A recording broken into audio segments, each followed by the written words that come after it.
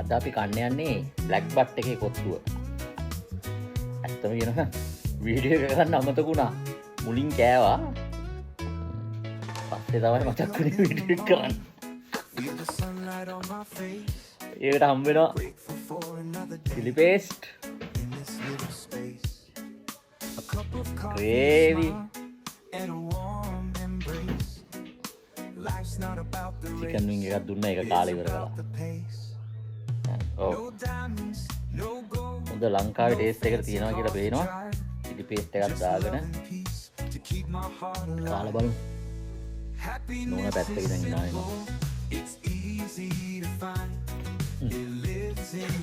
ග්‍රේවි දාන්න අමතක කරානේ.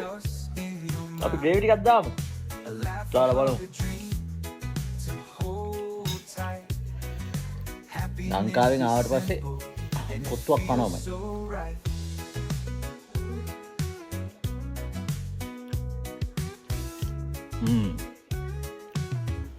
පදමට තියෙනවා කැරට්, මාළු මිරිස්, ඊස් එම හොඳට දාලා තියෙනවා. වරදක් නැහැ.